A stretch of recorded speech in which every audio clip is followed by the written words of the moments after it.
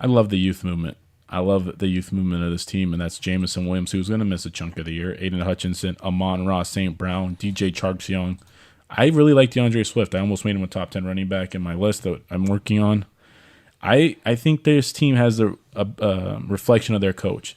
Their coach is tough-nosed, loyal guy, and I think that's what this team plays like. And the young guys are going to flourish. You know who Dan Campbell gives me vibes of?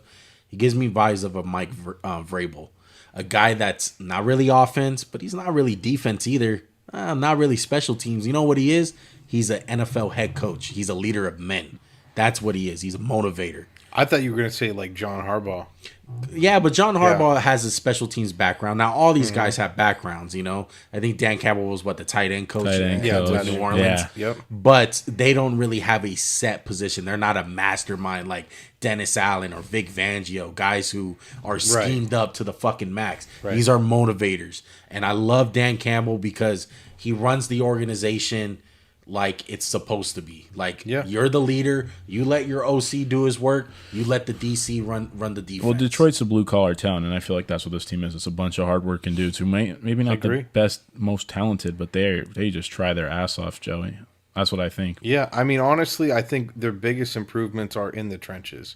Their offensive line has gotten better. Their defensive line has gotten better. Their receiving core has gotten better. They got speed now. Yeah. I think the O-line, I want to just touch on it, Joey. I think that has a potential to be a top 5 unit in the league. Yeah, I can see that. I think Taylor Deckert's underrated. Penei Sewell is the best tackle we've had in a long time come out.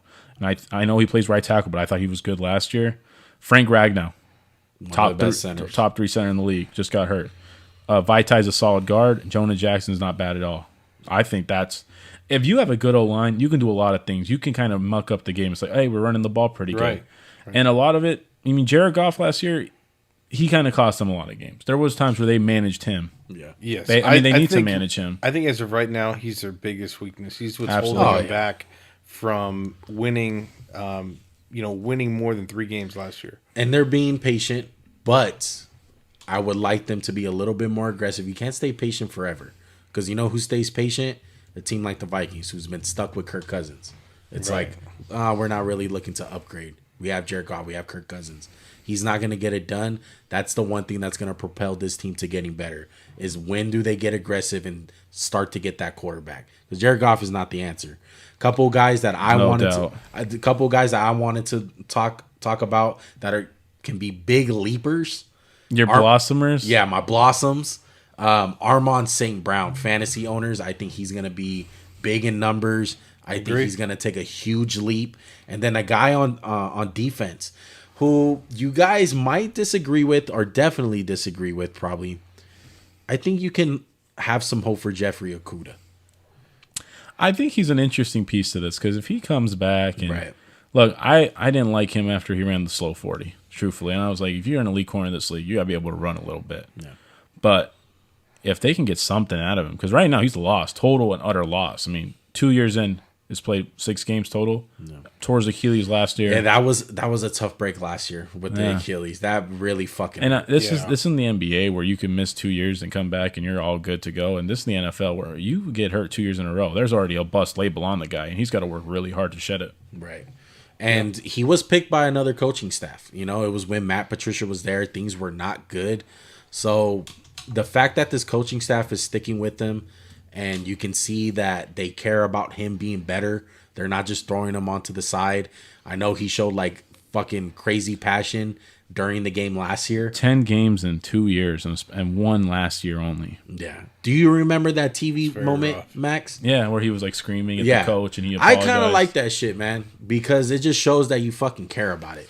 You know, he could just be on the sidelines being fucking quiet as a church mouse, not saying anything. Mm-hmm. I like that he cares about it. He's a great fucking talent, dude. I think he can be something very special, and I think he can take a huge leap and have a big year. They need that. Do you think this team will bite more kneecaps than it did a year ago? Fuck yeah. How about your boy Aiden Hutchinson? What do you see about him? Because I know you love Aiden. I think he has the potential to become Rookie of the Year this year. He's on a team with a lot of talent, especially in the trenches, like I was saying earlier. Huh? No pressure. Yeah, no pressure. So I feel like he's going to be in an opportunity to to be the best player defensively on that team. He has to be the alpha. I think he's definitely the most talented. I like Romeo Aquara, who's pretty solid, and his brother. But when you look at this, I think, like I said earlier, there is a reflection of the city and the players, and he's from Michigan. He's a blue-collar guy, and Detroit's blue-ass collar.